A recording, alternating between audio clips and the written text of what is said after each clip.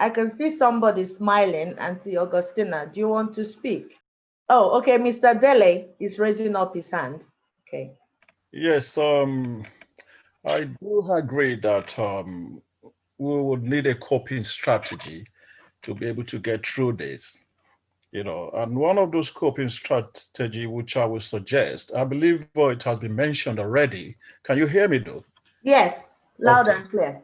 okay, yes. I believe it's been mentioned, but I just want to put a bit more into it, which is yes, like the lady Mrs. Shayo said, you know, that coping strategy that the school environment is also a social environment, and we do miss out on it. Where you suddenly find that you're at home by yourself, but we can then use what we have, which is the online equipment that we have these days. That we, to actually be able to get as much as we can in the social area. So, and that could mean that we have some kind of group, online group, maybe selected people that are the, like-minded people in your class, form a group. Is it on WhatsApp?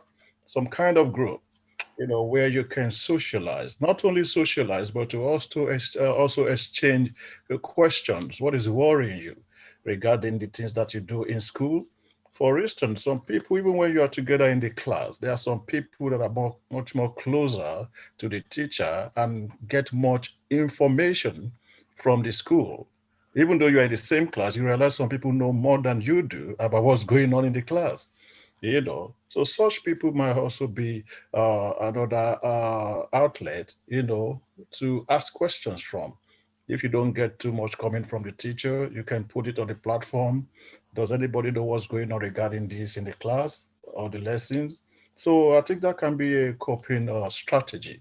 It also be a platform to socialize as well. Yes. Thank you, sir. Thank you. I agree with you. Yes, socializing. Yes, school is not just for learning, but for socializing. And also, if we cannot go to school, then the WhatsApp platforms and all sorts of online platforms can be of support. We can maximize those other platforms to socialize and still be able to learn. Um, who else? Auntie Augustina, did you want to say something? There you go. Okay, what do you want me to say? I have not had any time off since COVID, since I work in a front line, I work in a hospital. So I do understand what the younger ones are saying. Sometimes it can be difficult because you're missing out your friends and your mates, not seeing them all the time. Yeah, we have the social media. It does have its advantage. It does have its disadvantage. I personally, I'm a people person. I like to meet people face to face. I like to interact with people. Since the COVID, I've been working since March till today because, as I said, I work in a hospital. So I do miss out, meeting my friends, going out for a drink and socializing generally. So for the younger ones, I don't know what means they found to cope. I've found my own means of socializing by having Zoom party or Zoom chats and quite a lot of meetings and learning from Zoom activities, really. Study days is done by Zoom as well. So I had to learn how to use Zoom. And there are so many technology teams, so many things to be used these days, really. So I think that is my way of coping. Like being here, I'm meeting so many people for the first time, and I hope rural gem will bring us all together to do more things in a better way, in a positive way going forward. So keep up whatever you're doing. Try and reach out to someone. Emotionally, lockdown does drain someone. So please, it is draining for us to work in the hospital. I plead with you all to always try and be safe. Listen to the guidelines and stick to it, really. We don't want anyone in the hospital. We want everybody to be safe. Okay? We'll always do our best to look after you and always try and stay safe. Remember, you're not just looking after yourself, you're looking after your family. I go to work, so I have to protect my family as well. So I get in contact with COVID patients. So have to make sure I'm safe, not to bring the COVID home to my family as well. So whatever you do, remain safe, and God will bless us all and protect us. Thank Thank you. you. Thank you very much. Zoe is raising up her hand. There you go. Over to you, Zoe. Okay, it's Zoe's mom this time around. Okay. I just wanted to share a little bit about my own experience, and then just to add one or two things. And before I even say anything, I wanted to say a big thank you for inviting us to this platform. I've taken down quite a few notes for myself. It's really great that we've got teachers, people from various backgrounds, as well as the students, to understand the different experiences that people are having. I personally, because I work with Romel Group in a project management environment, so I've always had the opportunity even to work from home. Not necessarily just going into central London, but as human beings, we tend to complain about a lot of things, especially when you have to travel. You complain about traveling, and now because of COVID, we don't have to complain about traveling anymore. I've been working from home since March, and it's taking such a huge effect, because it's more like, I'm just always having Zoom meetings, headphones, and just, on virtual meetings. And I kind of found, well, my husband, for one, had to complain at the point that I'm always, because when I work from home, I tend to sit on one spot. I don't get up, which is really bad. Sometimes I don't even, I don't even get up to even either use the bathroom or eat. So I really have a terrible habit with that. But during the COVID period, I found that it really, really got worse. And one of the things that my husband encouraged me to do was to go out and exercise. So I just wanted to kind of add that even, I know that one of these speakers did mention something about someone being a potato couch. So that might be one of the things that you can also encourage that person to go out and do. Is, it could just be taking a walk, or just, jogging, anything. Just, it's really good when you go out and kind of, taking the fresh air as well. I know there might be, because of the different tiers, there might be areas where you're not allowed to, but even as at that, there will be other things even in the house that can be done, just to get away from even the front of the computer or anything, just to kind of there's always that I've kind of forgotten the word that's used, but just for the mental wellness, just going away at least from the screen for a few moments, or just walking about in the house, that can also be very helpful. And I also want to kind of mention the gentleman that spoke about support bubble. I think that's really also important, because we tend to hear a lot of terrible news out there. You can't avoid it. It's there in your face, news and the papers, and on the internet, it's everywhere. But then it depends on who you kind of camp around, who are the people that are around you, what sort of news do you hear from them. If you know that what you're hearing is not encouraging, then you might have to cut them off. So it's really important what you sort of feed yourself with. And I quite agree with that gentleman. Even though there, we tend to hear a lot of bad news from the news, there are actually people during this COVID period, they are actually excelling, they're doing well. So I would rather focus on the fact that there are people who are doing well, and use that for myself, rather than focus on other things. So I just wanted to kind of, share that. And I think mentorship also, I know you've mentioned something around that. I think it would be really, really good, especially for our kids, to be able to support them in any way that we can. The school will do their bit, but at home, we need to also make sure that we, as parents, help support our kids as much as we can. If there are people, that we know that can mentor them, especially in the areas that they want to, in the areas of their learning, I think it will really be important for them to see that there are people who's made that journey, and they've been successful in that journey, so that they know that it is possible. Because sometimes, just talking is not enough. But when they see that there are actually people who's been able to do, go on that journey and they're successful, then that might also encourage them. So thank you. Wow, fantastic. Wow, wow, wow. Lovely. Okay, Sister Shewa wants to talk. Thanks, Sister Laide. Thank you very much. Thank you. Just to follow up on what Sister Laide just said, thank you so much for sharing your thoughts. I think one thing I could suggest we do on this platform today is if the facilitator can just help us put down some bullet points of the coping strategies, because I think lots of strategies are coming out here and they're coming out from experience. And as I'm thinking about them, I can say, yes, this will work. I will give this a go.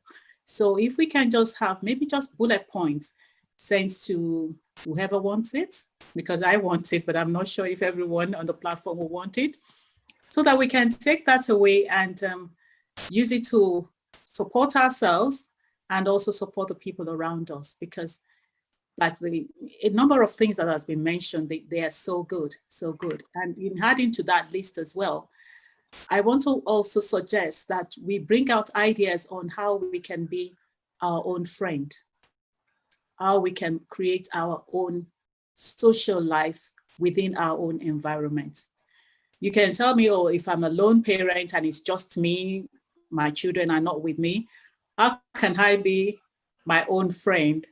I think we should learn to host a one-man party and just enjoy our own presence, laugh, look at the mirror and laugh. These days I tend to watch a lot of films, films from back home, because I cannot lose my African heritage. Even my skin color would give me out.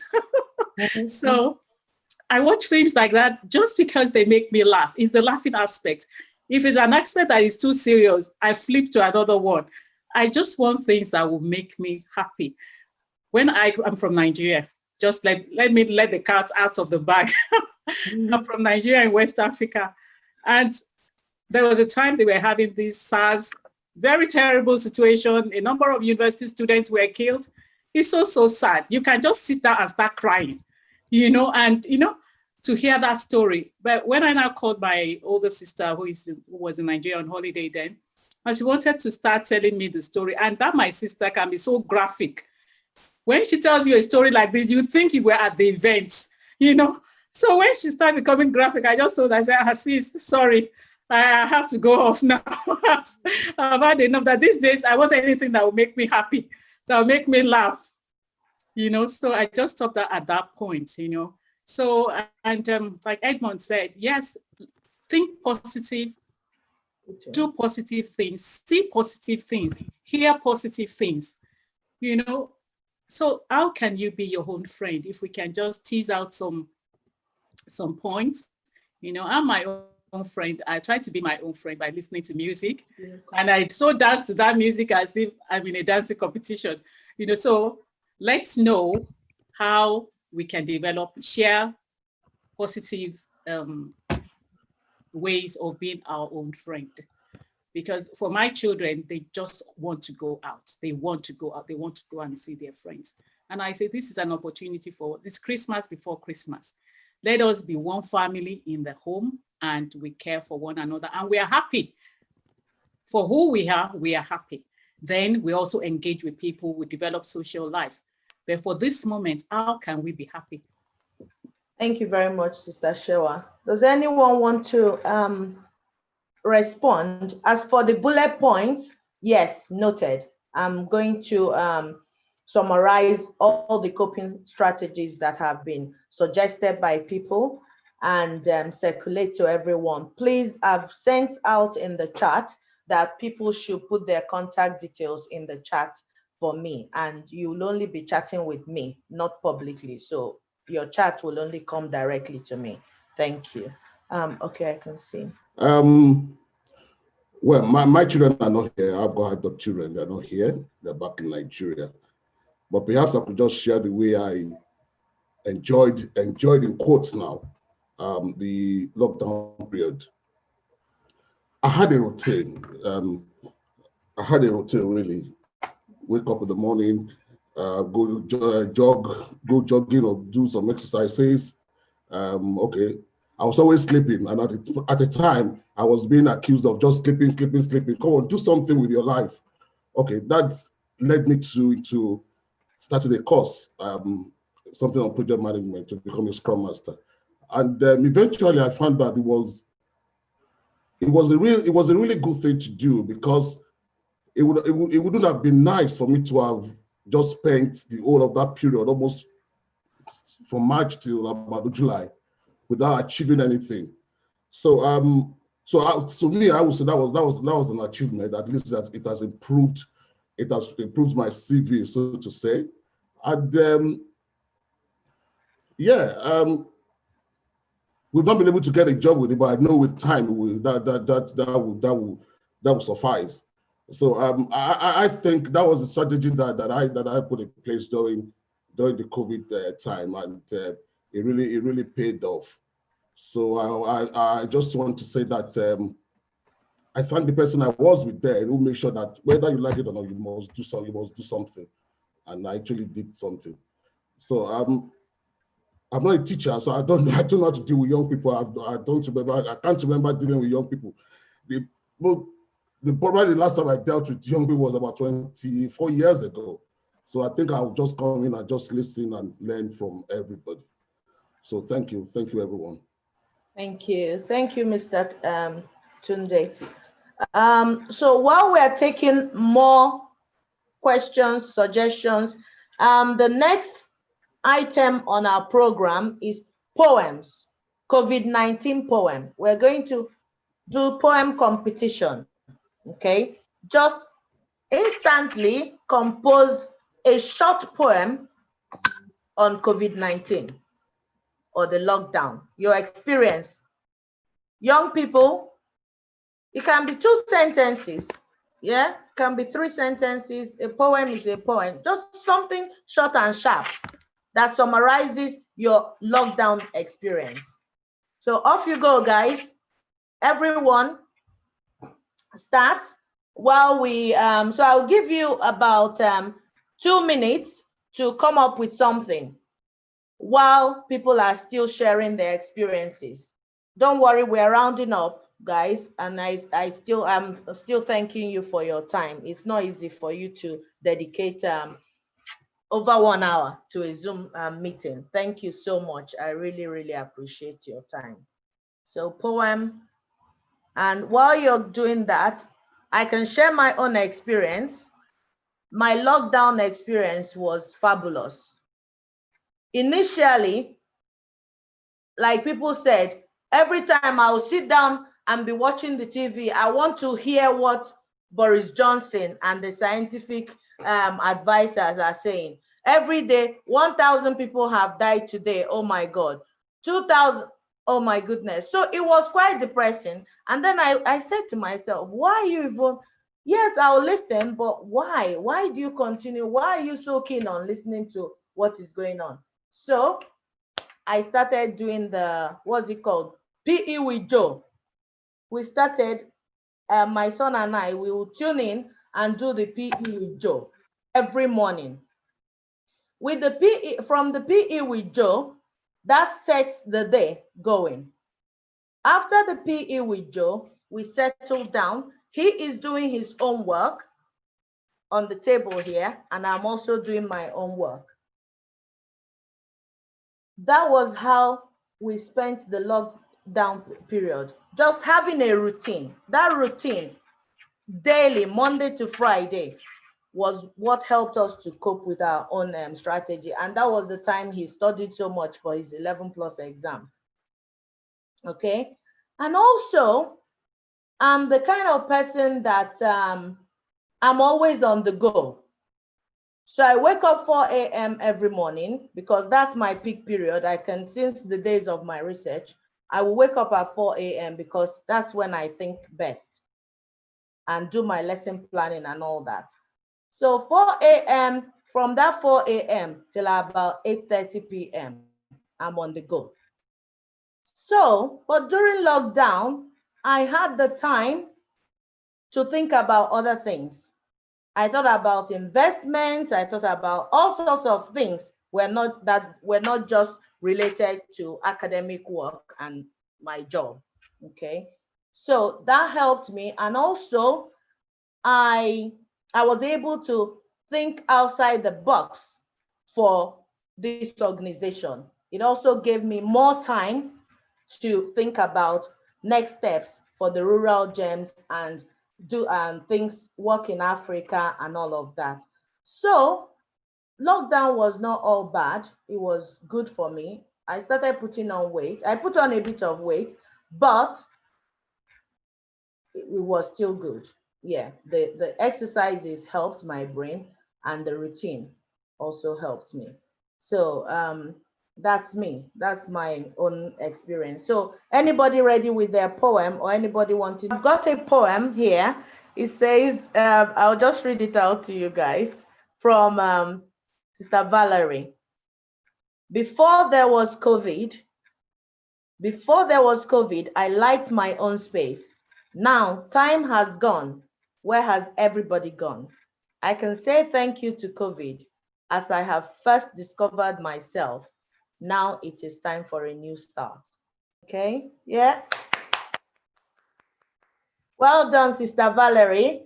I said people should type their poems in the chat box. Nobody has typed anything, guys. Or do you want to say it out? Do you want to read out your poem?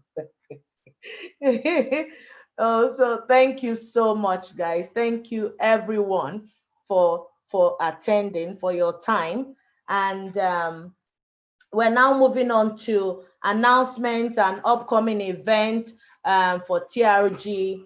So what we're going to do is, like you all said, or most of you said, come up with bullet points on the coping strategies for the impact of lockdown, and I will be circulating that to all your contacts in the next couple of days. And then we will also plan around practical steps to be taken to encourage our young people, especially these ones that have stated their opinion, or how the COVID lockdown has impacted them. We'll be contacting you guys in the next week to find out more from you, because you will help in setting the pace for the next meetings, or the next programs that TRG will be running for the young people. And on the 19th of December, the rural gems will be going out to the Greenwich borough to feed the homeless people. We'll be providing hot meals to the homeless people, Saturday, the 19th of December. So that's our next event. And we're also planning something on making the 3 M's of money. The 3 M's of money, because we also found out that this doesn't really have to do with young people. This will be for the parents, the adults, okay?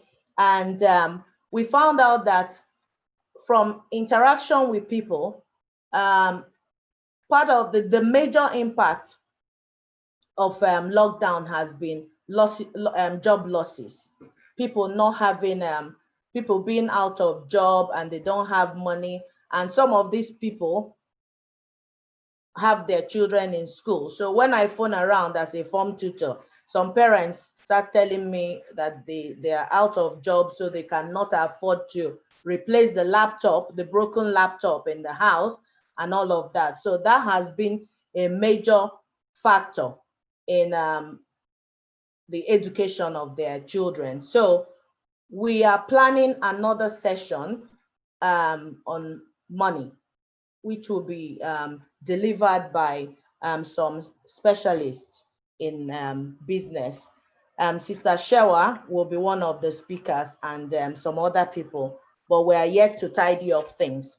So guys, please be on the lookout for that. And yes, and we'll be informing you of other things that we have in the pipeline. Now that we have your contacts, we'll be informing you of the latest events that TRG will be running. Sorry, I'm just trying to make sure I'm not missing out on the comments.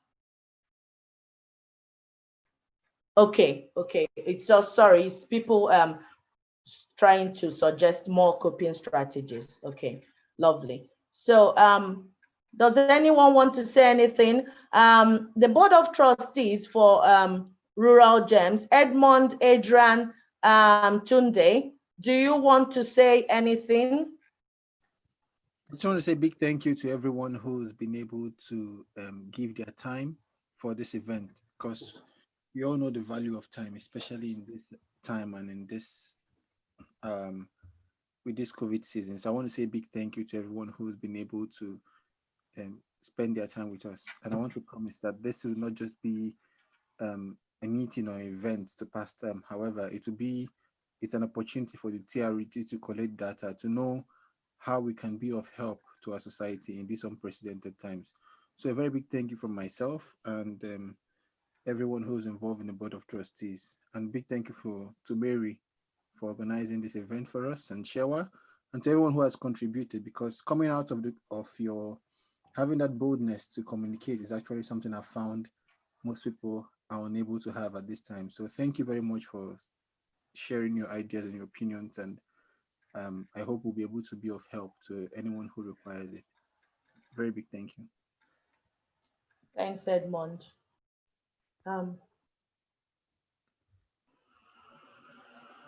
Yeah, okay. Yeah, go ahead. Yeah. Auntie Augustina, yeah. Okay, thank you, TRG. I love the name TRG. Okay, I'm new to you guys, even though I know Mary or Malicha.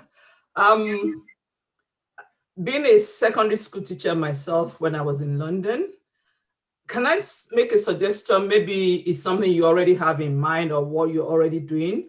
If we have role models for us, younger ones, really, so that they can see someone to emulate, maybe profession-wise, maybe go into their school, be a mentor to support them.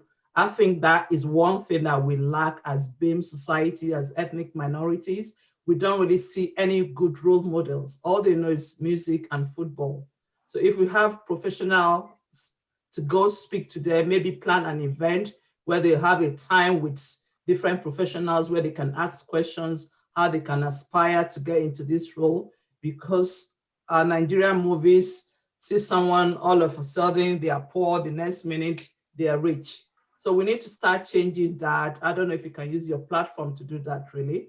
I don't live in London, but if there's anything I can do to help, I'll be able to help to support your program, really. I think that is key to our children to have good role models, not just footballers and musicians, please. We need to have professionals in place for them to really aspire to be a doctor or engineer, whatever other professions that is out there for them, okay? I think that is lacking, especially when they have to make that decisions of courses they have to do in uni.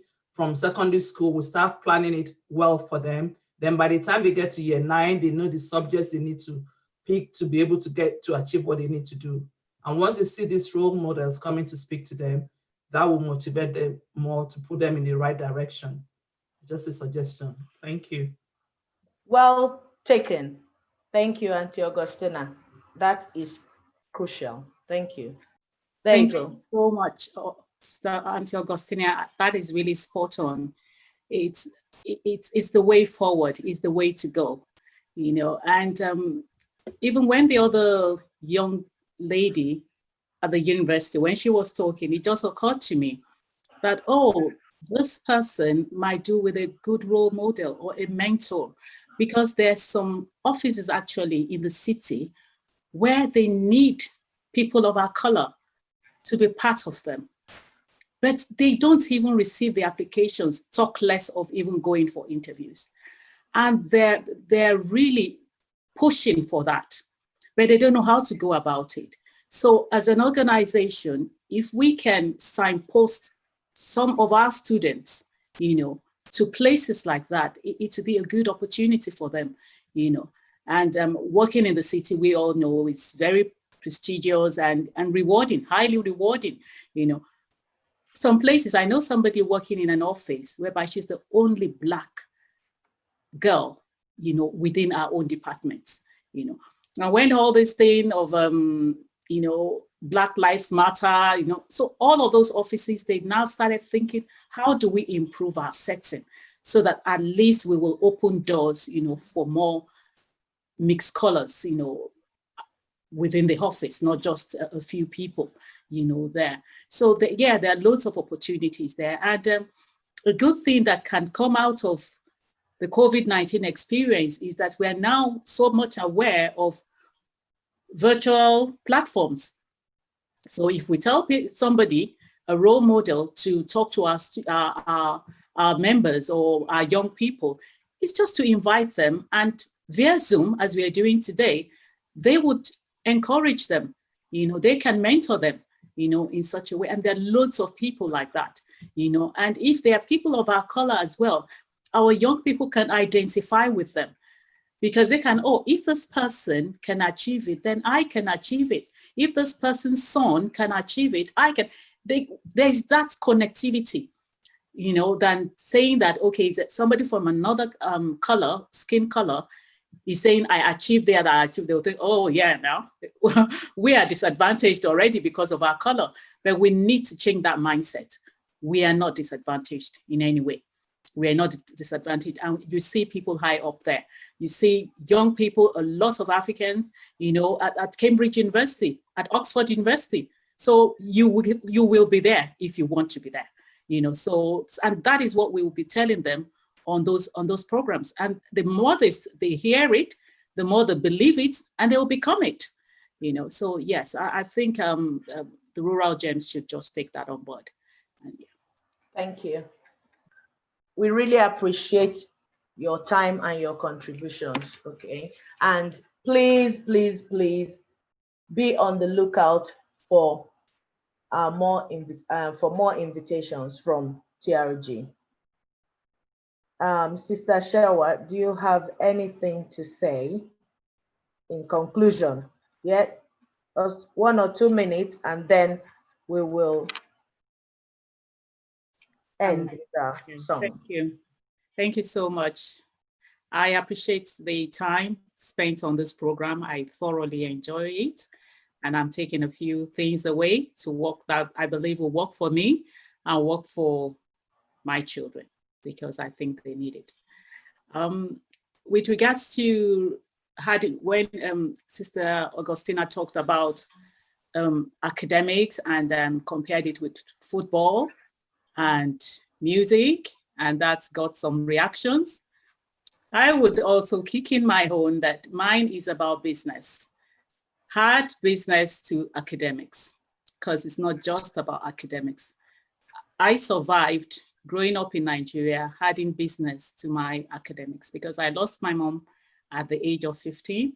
And what kept me focused was the fact that I was in business. I started business at the age of 10, despite the fact that I was attending a private school. So it's not about the fact that you're not studying, it's just that you want to broaden your horizon.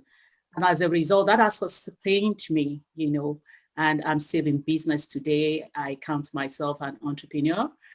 So business, I sleep it, I drink it, I wake it. So I would always want to encourage young people to start business earlier than we started, or some other people are just starting now.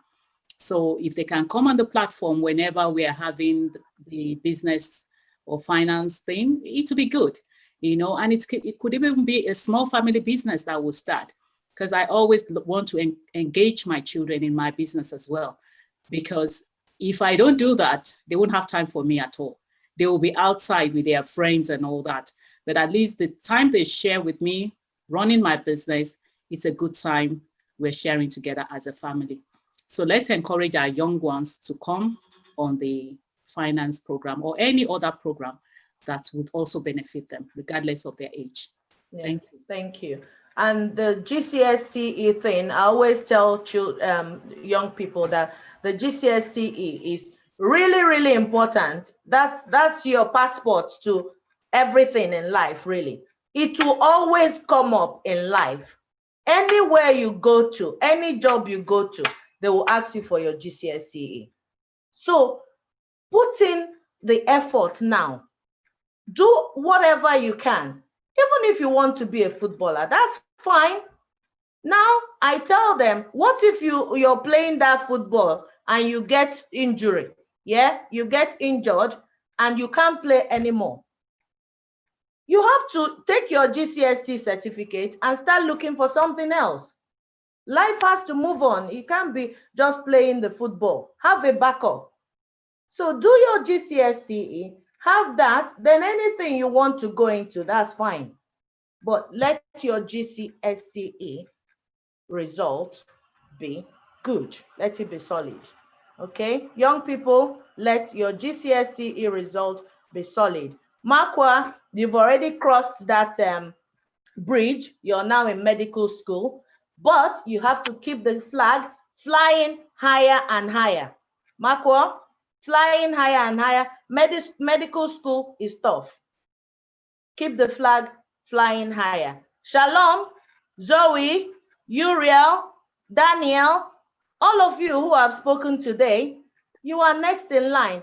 And I can't wait to see you come back and say, oh, Auntie, my GCSE result was fantastic. That's what I'm looking forward to, okay? And you're going to this university to study this, Cambridge, Oxford, Birmingham, what are their names? You know, that's what we're looking forward to seeing. And like other speakers have spoken, we want to see more Black people at the top. This country is giving us everything you want. They encourage you to become everything you want to become. So why do you want to keep yourself at the bottom? No, fly. Anything you want to do, they will support you to do it. And also in TRG, we'll support you to do it. Okay, this is what you want to do. Why not? We'll support you to get there. So take off everything covering your mentality or being a barrier to your moving forward. Oh, racism, blah, blah, blah. If you know, you know. If people know you know, they will respect you. Okay? So guys, forget about all other things. Okay? Well done, young people. And on that note, I would like to bring this meeting to a conclusion. Thank you very much, everyone, and have a Merry Christmas. Thank you.